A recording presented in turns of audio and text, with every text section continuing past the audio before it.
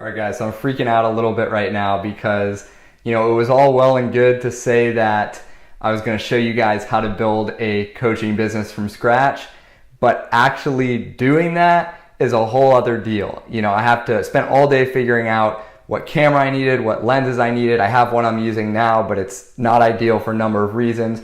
And it reminded me how much you have to watch out for creative avoidance whenever you're starting something, especially a coaching business. And so if you haven't heard that term creative avoidance before, what it means is basically you're focusing on peripheral tasks that feel safe, that feel comfortable, instead of doing the things that are actually going to move the business forward. In the case of this project, it's literally turning on the camera, saying hi to you guys, and getting started shooting footage. Not looking at lenses and looking at cameras. That would be creative avoidance, right? And now in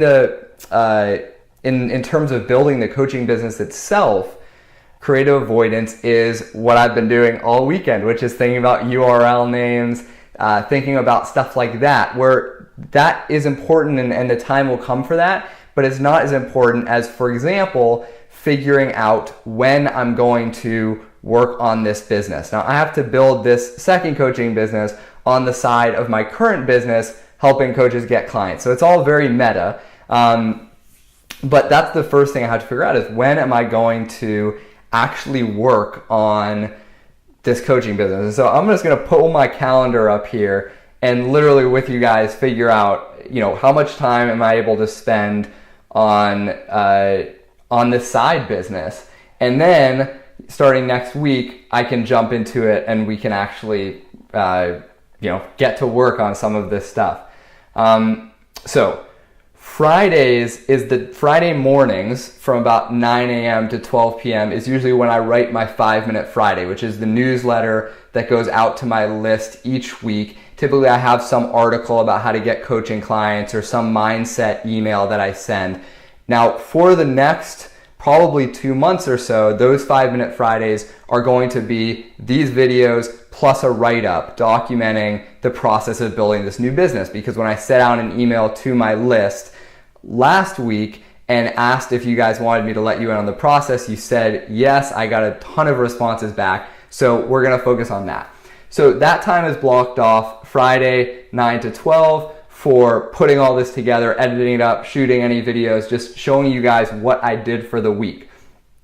What I'm thinking is there's really two options, right? I can either block off part of a day, a big chunk, to work on this other business alongside my current business, or I can block off about an hour each day.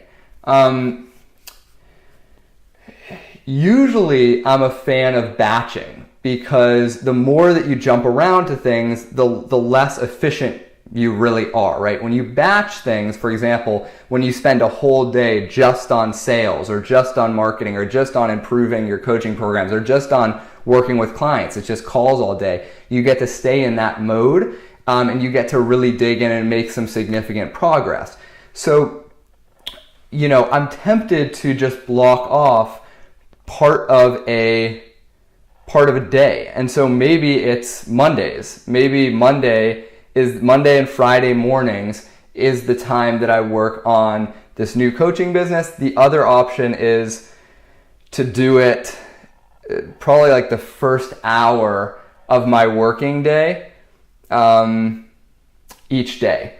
And the reason that could be good is because you get your best energy. So for me, that first hour of work, like 8:30 to 9:30, is when I'm really chugging along. So what I'm going to say is that because I kind of did this today's Monday, I'm going to block off my Mondays for the first half of the day. This is when I have my best energy during the week, and I'll get to just dive in. I'm going to block off Monday from 8:30 to lunchtime to work on this fitness coaching business, this new business.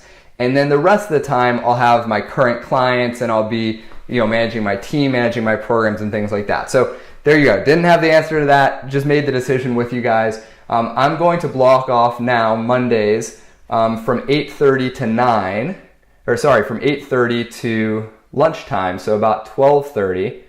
and that will be for working on the fitness coaching business.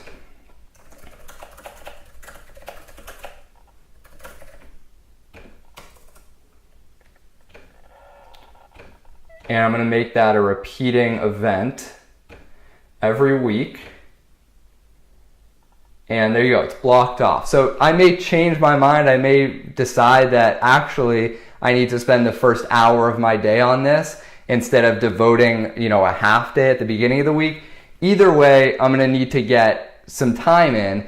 And if you're building your coaching business on the side, what I would recommend is that you use your best energy for your coaching business, right? If you're working for someone else, you need to fulfill your obligations to them, but you don't need to give them your best energy. So when I was building my coaching business, my first one alongside a job, I woke up early before work and spent about an hour or an hour and a half writing my blog and building the business. And so that is what I would do if you have a job Monday through Friday. Because I have a more flexible schedule, I can just block off the first half of Monday, and that way it's batched.